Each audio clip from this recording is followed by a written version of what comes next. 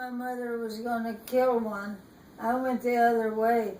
She would just pick them up by the neck and snap do like the head that, off. Yeah. and pull it off. Yep. Awful. I watched her do that, and then she'd go, and then flick it, and it'd just be headless, like walking around. You know, Really? Yeah. For a minute or so, and then when it dropped over to the side, she'd go pick it up by the feet. And plucking of it. Or... You had chicken for breakfast, though? Yeah.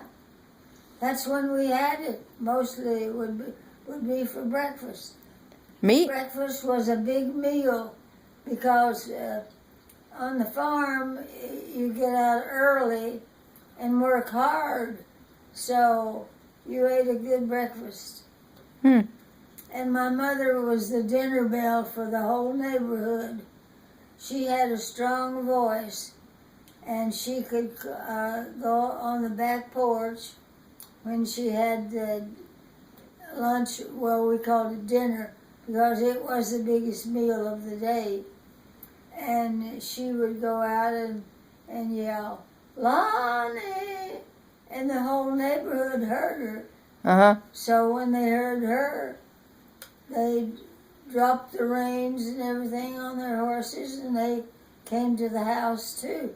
So she was like a dinner bell for the whole neighborhood. But that was lunchtime. Yeah. And not breakfast. No. Oh.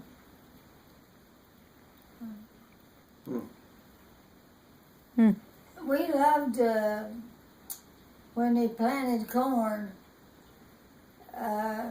George Lee would stand at one end, and I would stay at the other. And he made real he was good at making straight rows. That was important to him. Who, your father? The rows of the corn straight. The corn planter had like two big buckets, one on this side and one on this side.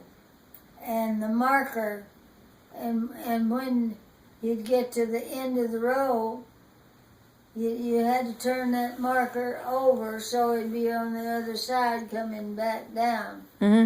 That the marker was so you could make your the straight rows, and I don't know what it was that my mother.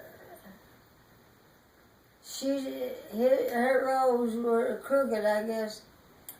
We planted what they called October beans, or winter, winter beans, and they were later in the fall.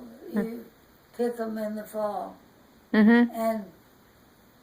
but she helped plant them, and when they started coming up, the rows were crooked. And my father teased her about her crooked rows. And she went out and pulled every one of them up. Wow. Because he was teasing her about the crooked rows. What did he say to that? He couldn't say anything.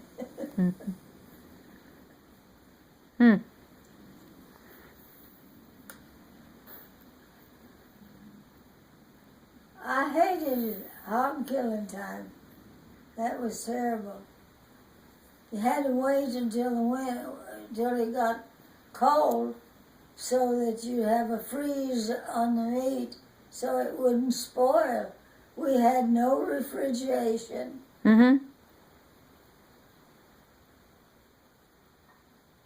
I just got a freezer. What time of year did you kill the hogs? Well, it wasn't a time of the year, it was a time that was right. It had to be, the temperature had to be right. It was in the coldest part of the winter. Who did the killing? My father. And I remember Pascal, when he knew they were going to kill a hog, he would go in the other direction, and I don't blame him. I wouldn't want to see somebody kill an animal. It's like that movie Charlotte's Web. Huh? Mm. Kind of like that movie Charlotte's Web. Where I the, don't think I ever watched that.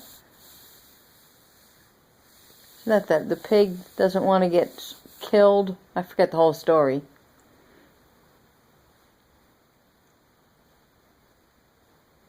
Well, there's a restaurant, Charlotte's Web. Yeah, right in In Dover. Dover, Yeah. They I took the think, street away. I think I know. they miss that now since they made the road over. Yeah. It's still there. Yeah, but it's boxed in or something. Well, it's in the dead end street now. There's a- Oh, is that what it is? yeah. That's where